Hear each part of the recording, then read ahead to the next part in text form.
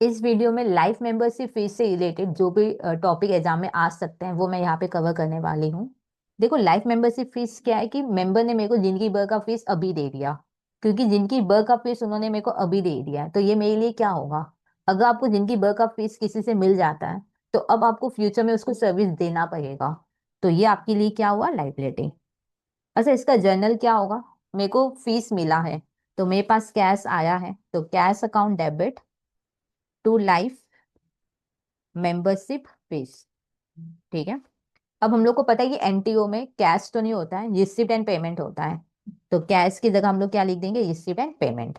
अब देखो, receipt and payment की डेबिट में always to life membership fees होगा। क्वेश्चन ये कि दीदी ये जाएगा कहाँ पे, और देखो क्योंकि लाइबिलिटी है तो डेफिनेटली बैलेंस शीट में जाएगा। तो बैलेंस शीट में हम लोग लाइबिलिटी साइड में लाइफ मेंबरशिप फीस लिख देंगे। ठीक है। देखो, एक तो ये तरीका है कि आप लाइबिलिटी में लिख दो, नहीं तो आप कैपिटल फंड में भी इसको क्या कर सकते हो, ऐड। ठीक है। ये दोनों तरीका अल्टरनेटिव है, आप कुछ भी कर सकते हो। बहुत जगह पे मैंने देखा है कि ये लोग कैपिटल फंड में ऐड करवा देते हैं, तो फिर कैपिटल फंड में हम लोग ऐड करेंगे। पर किसी को लगता है कि नहीं ये लाइबिलिटी है तो हम बैलेंस शीट में लिखेंगे, तो आप बैलेंस शीट में भी लिख सकते हो, कोई प्रॉब्लम नहीं है। ठीक है, ये दोनों ही अल्टरनेटिव है, आप कुछ भी कर सकते हो। अच्छा, इससे रिलेटेड और क्या एडजस्टमेंट आ सकते हैं, अब हम लोग इस पे फोकस करते हैं। सपोज आपको लाइफ मेंबरशिप फीस मिला है 10,000। ठीक है। और क्वेश्चन में बोला है कि 70% कैपिटलाइज करना है।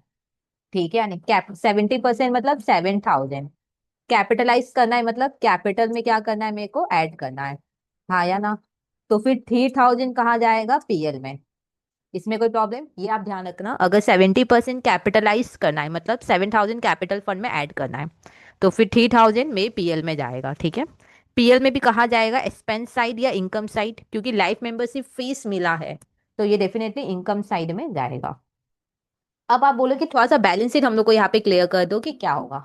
अगर हम लोग बैलेंस शीट बनाएंगे तो क्या लिखेंगे, कैपिटल फंड। ठीक है, उसमें प्लस हम लोग कर देंगे 7,000, क्या बोल के, लाइफ मेंबरशिप फीस। उस केस में आप भी अलग से लाइफ मेंबरशिप फीस नहीं लिख सकते हो लाइबिलिटी में, ये ध्यान रखना। ठीक है। अगर आपको बोला है कि कैपिटलाइज करना है तो फिर ये पक्का कैपिटल में ऐड ही होगा। ठीक है, अब इसको अलग से लाइबिलिटी में नहीं लिख सकते हो, ये ध्यान रखना। अलग से लाइबिलिटी में कब लिखोगे, जब आगे कुछ बोल नहीं रहा है। ठीक है, अगर कैपिटलाइज बोल दिया तो फिर ये कैपिटल में ऐड होगा, फिर आप अलग से इसको लाइबिलिटी में नहीं लिख सकते हो। ठीक है।